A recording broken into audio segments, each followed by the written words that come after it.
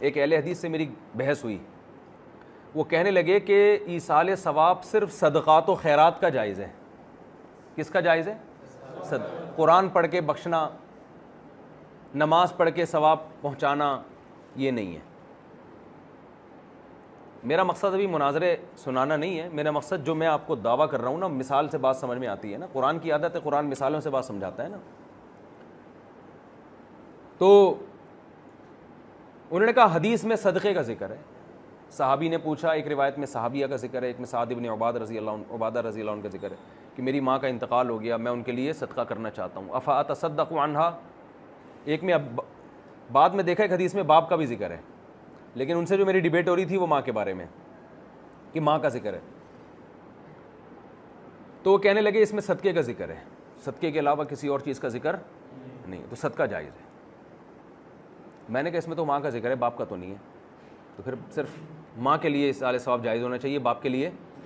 اور چلو دوسری حدیث ہمیں مل گئی اس میں باپ کا ذکر ہے، تو پھر دادا کے لیے تو نانا کے لیے نہیں ہونا چاہیے. آپ کو چلو وہ بھی ضمناً ماں باپ میں ہی داخل ہے، تو پھر پھپھی کے لیے تو بالکل ایصال ثواب اسلام میں حرام ہے. کیا ہو گیا بھائی؟ اسلام میں خالہ کے لیے آپ ثواب، ابا اماں کے لیے تو ہو سکتا ہے، جبکہ اہل حدیث حضرات کہتے ہیں صدقہ ہر میت کے لیے جائز ہے. تو یہاں اماں سے مراد اماں نہیں ہے، مرحوم ہے. تو صدقے سے مراد صدقہ نہیں ہے، نیکی ہے. کیونکہ صدقہ کیا ہے؟ ایک تو یہ جزیہ ہے، لیکن اس سے قاعدہ کلیہ بیان کیا جا رہا ہے، اصول بیان کیا جا رہا ہے کہ مرنے کے بعد میت کا اپنا اخپل عمل تو ختم ہوتا ہے، دوسرے کا عمل اس کے لیے ختم نہیں ہوتا. یہ قاعدہ ہے، اس پہ آپ کروڑوں جزیات فٹ کر سکتے ہیں. رہا اس پر یہ اشکال کہ پھر صحابہ میں یہ معمول کیوں نہیں تھا قرآن پڑھ کے ثواب پہنچانے کا، تو اس کے دو جواب، ایک تحقیقی ایک الزامی. الزامی جواب یہ کہ صدقے کا بھی کوئی معمول ہمیں نظر نہیں آتا. بھائی نبی کے دور میں تو ہمیں ملتا ہے، نبی کے دنیا سے جانے کے بعد میرے علم میں تو کوئی حدیث نہیں ہے ابو بکر رضی اللہ عنہ کے انتقال کے بعد حضرت عمر نے ان کے لیے صدقہ کیا ہو. یہ الزامی جواب ہے. تحقیقی اس کا یہ ہے کہ ایصال ثواب کا تعلق دل کی نیت سے ہے. نیت ایک ایسی چیز ہے جو بیان نہیں کی جاتی. صحابہ کا وہ عمل تو بیان کیا گیا ہے جو عملی طور پہ نظر آ رہا ہے.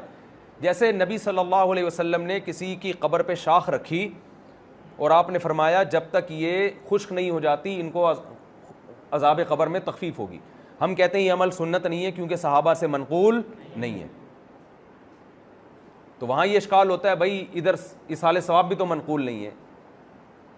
شاخ رکھنا ایک ایسا عمل ہے جو نظر آ رہا ہے، نقل ہوتا، جبکہ ایصال ثواب کا تعلق کس سے ہے؟ صحابی کا صدقہ تو نظر آئے گا، ان کی نیت کیا ہے؟ کوئی بورڈ تھوڑی لگانا ہے اس میں کہ یہ جیسے مسجدوں میں لکھا ہوتا ہے، مسجدوں میں جا کے تو آپ دیکھیں نا، پنکھا ماموں کے لیے، یہ میرے چاچا کے لیے، یہ والا پنکھا میری ممانی کے لیے، یہ میرے مرحوم دادا کے لیے، لوگوں نے لکھا ہوتا ہے نا امام صاحب نے، یہ کھڑکی ان کے لیے. وہ لوگ سمجھتے ہیں فرشتوں کنفیوز ہو جائے گا، وہ اس کو سیدھے سے بتا دو، ایسا نہ ہو اس کھڑکی کا ثواب ممانی کو پہنچا دیں، ممانی والا خالہ کو پہنچا دیں، اور یہ اے سی کا ثواب جو ہے وہ پڑوسیوں کی قبر میں چلا جائے. تو وہ پورا لکھا ہوا ہوتا ہے. تو اس تکلف کی ضرورت، دل میں نیت کافی ہے نا. تو صحابہ سمجھتے تھے، تو اس لیے نقل نہیں ہے.